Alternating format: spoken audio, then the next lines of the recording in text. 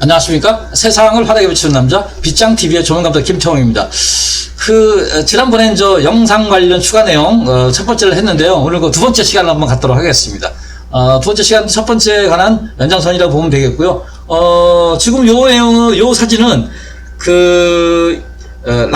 라스의 장면인데요. 라스의 장면에 여기 지금 이제 배우들이 이쪽 패널들은 다 이렇게 좀 화면에 안 나오네요. 근데 여기 배우들 이계인 씨도 보이고 고두심 씨도 보이고 이렇게 보이는데, 여기에 있는 요런 카메라들을 조정하는 게 또 영상 업무에 하게 됐어요. 요거는 이제 스탠다드 카메라, 그리고 요거는 EFP 카메라가 이렇게 또 세 대가 포진되어 있어요. 그래서 요런 카메라들 아마 원샷씩 잡고, 여기 아마 이렇게 투샷 잡지 않았나 이렇게 봅니다. 그래서 이렇게 하는 모습을 지금 보고 계십니다.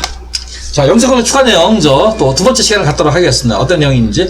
스킨톤에 남자 배우를 모델로 하지 않느냐. 스킨톤에 왜 남자 배우를 모델로 하지 않느냐. 여자 배우만 하냐. 그랬더니 남자 배우를 모델로 해도 된대요. 모델로 해도 되고, 또 이런 스킨톤을 보는 중에 하나가, 혼자 나오는 게 아니라 상대방을 같이 나오잖아요. 그래서 상대방과 톤이 튀지 않게 하기 위해서 이렇게 스킨톤을 배우는데, 남자 배우 근데 해도 되는데, 남자 배우를 쓰는 경우는 거의 없더라고요. 근데 해도 상관없답니다. 근데 이렇게 검지만 않으면, 그러니까 가장 신색 얼굴이 가장 좋다고 얘기를 합니다.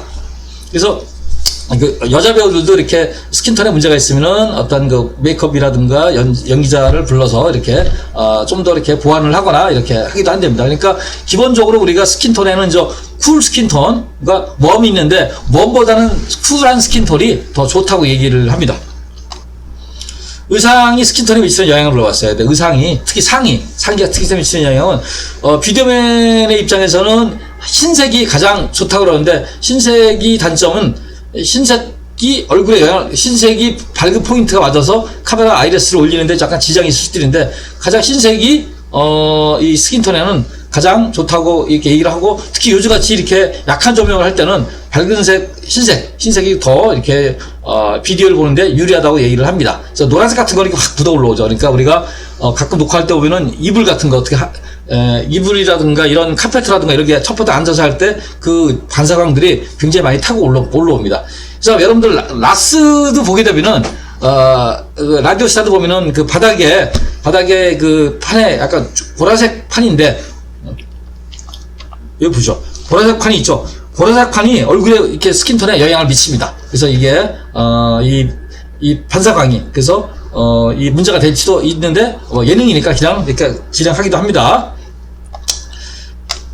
세 번째, 평소에 발광 스케일 차트를 사용하지 않는 이유는, 발광 이는 조명이 없이 이렇게, 잡는 스케일 차트인데요. 이걸 사용하지 않는 이유는, 현장 조명이 중요하기 때문에 현장 조명으로 어라인을 해야 가장 좋은 카메라 컨디션을 만들 수 있기 때문에 그렇게 얘기를 합니다.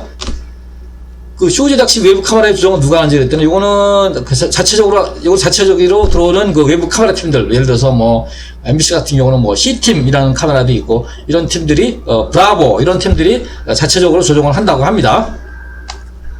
쇼 제작시 객석과 가수의 색온도 차이는 어떻게 구분하는지. 기본적으로 기량한답니다. 이거는 색온도가, 객석은 일반적으로 색온도가 좀 낮고요. 가수는 색온도가 높아요. 그래서 이거를 톤을 맞출 수가 없어요. 그래서, 그냥 객석은 객석대로 그러니까 색온도가 높은 카메라로 객석을 잡게 되면 객석이 약간 노랗게 나오죠. 근데 그건 어쩔 수가 없다고 이렇게 얘기를 합니다. 카메라 조정을 AI가 할 수 없느냐 물어봤어요. 네. 이거 요즘은 다 AI가 하는데, 이 AI가 하는 게 안 되는 게, 색상마다 이게 비춰지는 내용이라든가 이런 게 다 틀리기 때문에 AI가 이걸 따라갈 수가 없대요. 따라갈 수가 없고, 이거를, 값을 정할 수가 없대요. 그래서 카메라 조정은 AI가 불가능하다. 이렇게 답을 주었습니다.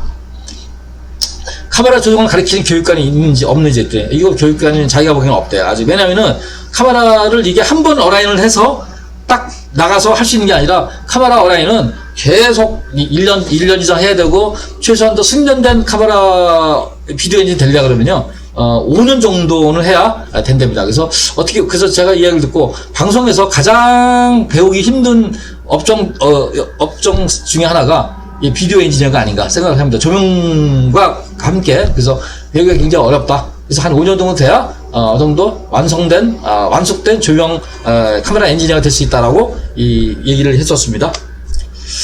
비디오 엔지니어가 몇 개까지 카메라를 컨트롤하는지 물어봤어요. 근데 보통 적정 수준은 6개 됩니다. 6개인데 자기가 최근에 한 거는 트로트의 민족에 15대까지 카메라 조정을 했다고 그럽니다. 이렇게 해서 하고, 그래서 역으로 야외 카메라를 많이 쓸 때, 예능에 특히 야외 예능에 카메라 많이 쓸 때는 이제 비디오 엔지니어가 따라가서 이렇게 현장에 가서 조정을 해주고 이런 시대가 올 날이 올 것 같아요. 왜냐하면 워낙 카메라를 많이 쓰니까. 그래서 카메라 엔지니어 수요가 이제 다른 쪽으로 늘 것 같다 생각을 하고요. 이렇게 영상 관련 내용을 이렇게 질문지를 잘 설명해 주신 MBC 이지원 차장님께 감사드리면서 오늘 영상에 관한 추가 내용을 마치도록 하겠습니다. 이상 세상을 환하게 비추는 남자 빗장TV의 조명감독 김태형이었습니다. 감사합니다.